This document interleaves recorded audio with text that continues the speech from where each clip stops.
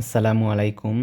SSC ২৬ এবং SSC ২৭ ব্যাচের শিক্ষার্থী বন্ধুরা, তোমাদের পদার্থবিজ্ঞান বইয়ের গতি চ্যাপ্টারে গ্রাফ সংক্রান্ত বিভিন্ন এমসিকিউয়ে তোমরা অনেক সময় সমস্যার সম্মুখীন হয়। সমস্যার সম্মুখীনের সমাধান নিয়ে আমি আজকের ভিডিওতে এসেছি। তো আশা করি তোমরা ভিডিওটি মনোযোগ সহকারে দেখবে এবং স্বল্প সময়ের মাধ্যমে গ্রাফ সংক্রান্ত সকল সমস্যার সমাধান পেয়ে যাবে ইনশাআল্লাহ। তো আমরা সর্বপ্রথম দেখব ভিটি গ্রাফ যখন মূল অক্ষ বরাবর যাবে তখন কি হবে। এখন একটি বিষয় লক্ষ্য করো, এখানে বিটি গ্রাফ যদি এরকম হয় তখন তুমি দেখবে বেগ বৃদ্ধির হার সবসময় একই। বেগ বৃদ্ধির যে হারটা, বেগ বৃদ্ধির হারটা হলো সবসময় একই। এখন তোমরা একটি সংজ্ঞা আছে মনে যে সমত্বরণের ক্ষেত্রে কিন্তু বেগ বৃদ্ধির হার একই থাকে, অর্থাৎ এই গ্রাফটি সমত্বরণের জন্য প্রযোজ্য। তাছাড়া অন্যভাবে এই গ্রাফের মাধ্যমে কী নির্দেশ করে তুমি জানতে পারো, এই গ্রাফের ঢালের মাধ্যমে। এই গ্রাফে যদি তুমি ঢালটা একটু দেখো, এই গ্রাফের ঢাল, তখন তুমি দেখবে ঢাল মানে আমরা কি লম্ববায়ু ভূমি, ঢাল মানে আমরা কি জানি লম্ববায়ু ভূমি। লম্ববায়ু ভূমি যদি আমরা দেখি, ডেলটি মানে ডেল ভি মানে আমরা এখানে বোঝাচ্ছি যে বেগের পরিবর্তন। বেগের পরিবর্তন বা একটি অবশ্যই আসবে এখানে ত্বরণ। ওকে, যেহেতু এখানে ত্বরণ আসছে সেহেতু এই গ্রাফটি সমত্বরণ নির্দেশ করছে। তো আমরা বিটি এভাবে গেলে আমরা কী পাবো, সমত্বরণ পাবো। আশা করি তুমি এটি বুঝেছ। ওকে, এখন এক্ষেত্রে এই যে গ্রাফের কিন্তু আরেকটি নাম আছে, আরেকটি নাম হলো যে পরন্ত বস্তুর ক্ষেত্রে কোন গ্রাফ প্রযোজ্য। আমরা জানি যে পরন্ত বস্তুর ক্ষেত্রে এর বেগ 9.8 হারে সমান হারে বৃদ্ধি পায়, 9.8 করে সমানভাবে বৃদ্ধি পায়। তাই পরন্ত বস্তুর ক্ষেত্রে সমত্বরণ প্রযোজ্য হয় সবসময়, এবং এই সমত্বরণের জন্য এই গ্রাফটি হবে প্রযোজ্য। তাই পরন্ত বস্তুর ক্ষেত্রেও এই গ্রাফটি হবে প্রযোজ্য।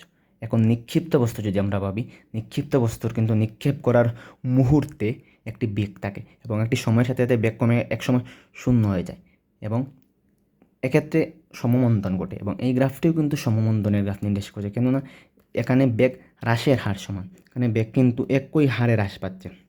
এখানে যদি আমরা দেখি বেগ কিন্তু হ্রাস একই হারে পাচ্ছে, এবং বেশ যদি একই হারে হ্রাস পায় তখন কী হবে, তখন ঘটবে সমমন্দন। আর এটি হবে তোমার নিক্ষিপ্ত বস্তুর ক্ষেত্রে। নিক্ষিপ্ত বস্তুর ক্ষেত্রে তোমার নিক্ষেপ করবে একটা বেগের, সময়ের সাথে সাথে বেগ কমে একটা সময় বেগ শূন্য হয়ে যাবে। যখন একটি সর্বোচ্চ উচ্চতায় উঠবে তখন এর বেগ হয়ে যাবে শূন্য। ওকে, তো আশা করি তোমরা এই পরন্ত এবং নিক্ষিপ্ত বস্তুর যে গ্রাফ এটা তোমরা বুঝতে পেরেছো, এবং এটি সমমন্দনের ক্ষেত্রে প্রযোজ্য। ওকে, এখন এই গ্রাফটা একটু পাবো।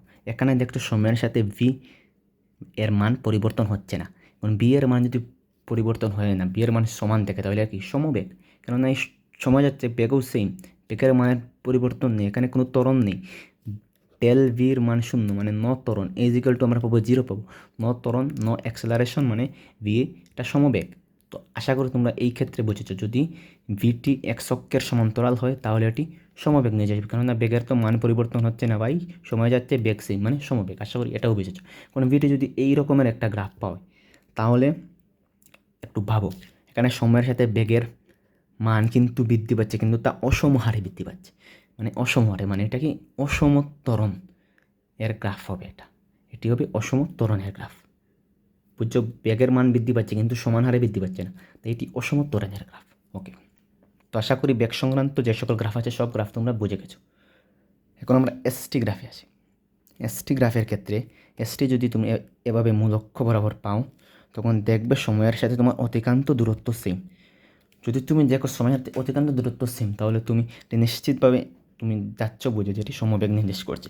তাছাড়া অন্যভাবে তুমি যদি এটি ভাবো, যেমন ডেল এস বাই টি মানে তোমার অতিক্রান্ত দূরত্বের পরিবর্তন বাই বেগ, তাহলে তুমি ভি পাবে। কেননা আমরা জানি এস ইকুয়াল টু বিটি, মানে এখানে বি মানে এই গ্রাফের ডাল বেগ নির্দেশ করছে। এসটি এক অক্ষের সমান্তরালে পাই, তাহলে কী হবে, এক অক্ষের সমান্তরালে ভাবে একটি হবে স্থির অবস্থায় গ্রাফ, মানে সময় যাচ্ছে, কোনো অতিক্রান্ত দূরত্ব নাই, একটি বস্তু সময়ের সাথে একই অবস্থানে আছে দাঁড়িয়ে, এর কোনো স্থান পরিবর্তন নেই, অর্থাৎ এস এর মান শূন্য, সময় যাচ্ছে কিন্তু এস শূন্য, এস একই। মানে ধরো একটি বস্তু 5 মিটার গেলে থেমে গেল, এটা এই পয়েন্টটা হলো 5, এটি 5 সময় অতিক্রম হচ্ছে কিন্তু তার স্থানের পরিবর্তনে, মানে এটা স্থির অবস্থার। তাই এসটি এক অক্ষের সমান্তরাল স্থির অবস্থার ক্ষেত্রে হবে প্রযোজ্য।